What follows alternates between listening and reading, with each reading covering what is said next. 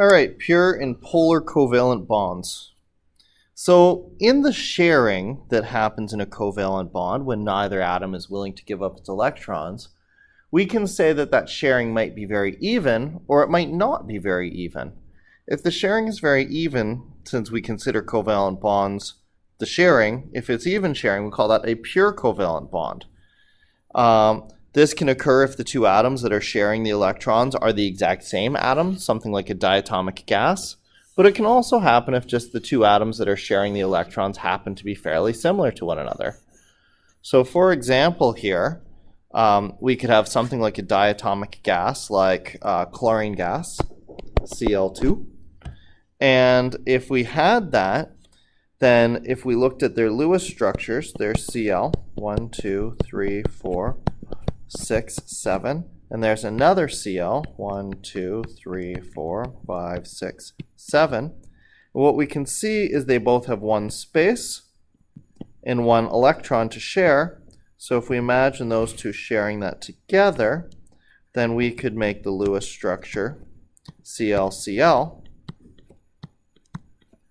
And if we did that, we would see now they're both up to their maximum amount of electrons at 8. There's as much interaction between their nuclei and their valence electrons as is possible. But those chlorines are going to have the exact same amount of pull on those electrons, so the sharing of these electrons will be completely even. And so this is an example of a pure covalent bond. As another example, we could look at something like CH4. Carbon has 1, 1, 1, 1. And hydrogen is an exception. It has 1, but it's only full. It's full when it hits 2. And so it would require 4 hydrogens to get enough valence electrons around carbon or to fill up its valence shell.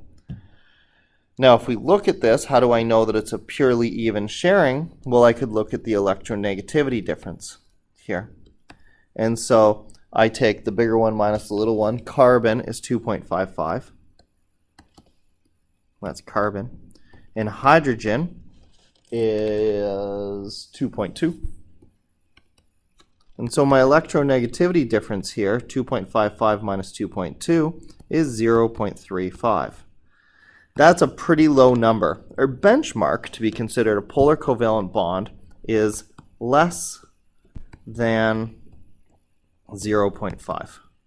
So since 0.35 is less than, or if you want to use the symbol, 0.5, we say that this is a pure covalent bond.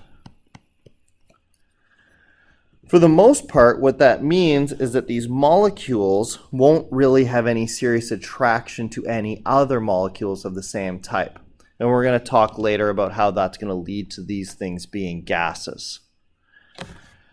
The diatomic gases, we should just know them for this course, are the following: hydrogen, oxygen, nitrogen, fluorine, chlorine, and sometimes you can put bromine, sort of an iodine in this, even though those two, this one would be a liquid and this one is actually a solid at room temperature. But in terms of a bonding perspective, those are all examples of pure covalent bonds. A polar covalent bond occurs when there's a significant difference between how much each of the atoms likes the electrons, but not a significant enough to cause the transfer. So this is sort of in between. We've got pure covalence over here, we've got ionics over here. Polar covalent bonds exist in the middle. There's a difference in how attractive one atom is in comparison to the other,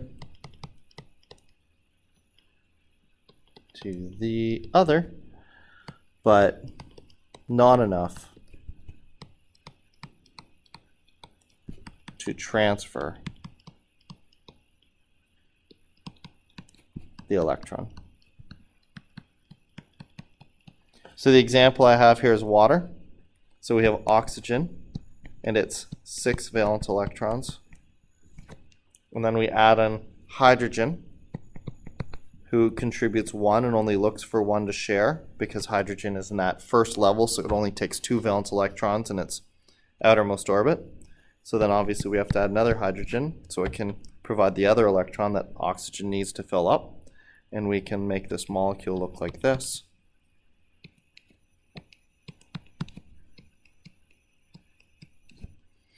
And then if we look at this a little bit more carefully, we do the electronegativity difference, delta En, then oxygen's electronegativity is 3.44, while hydrogen's is 2.2. And so what we can see is that we have an electronegativity difference that is greater than 0.5. So we can't call it a pure covalent bond, the sharing isn't even, but less than 1.7. So we can't say that it's ionic, because the transfer from the electron hasn't completely left hydrogen and gone to the oxygen. So what we have here is a polar covalent bond, an uneven sharing. What this means is that these shared electrons spend more time with oxygen than they do with the hydrogen.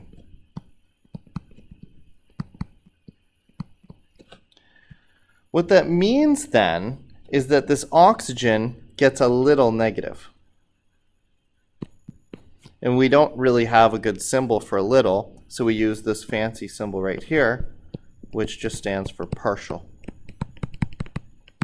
So since the electrons are spending a little bit more time around the oxygen, it's getting a little negative or partially negative. Alternatively, since they're spending more time around oxygen than hydrogen, the hydrogen didn't completely lose its electron, it just got partially positive. Partial positive. And so what we have here is not a full ion attracted to another full ion, but what we have is the ability for one water molecule to interact electrostatically with another water molecule. The pure covalent bond, or the polar covalent bond, in the uneven sharing creates the potential for this, but we need to be careful because the shape of the molecule is also going to play an important role. If the shape of the molecule is correct, then we say a dipole is formed. Di meaning two, pole meaning not full charges but slight charges. And so what we can see here is it's a dipole because we have 1, 2 poles of partial charge. That's what a dipole is. That's only going to happen if the shape of the molecule is right. So we need to talk about what shapes of molecules will do this and what shapes won't, and what kind of resulting properties we're going to see in the molecules if this does form. Perhaps you're thinking about this already and realizing, though, that when I said that it was a pure covalent bond that obviously doesn't have dipoles because there's no uneven sharing, that we were talking about common gases. And here now with our example of water, we can see that the possibility of this dipole is maybe what's leading us to have something that's a liquid instead of a gas.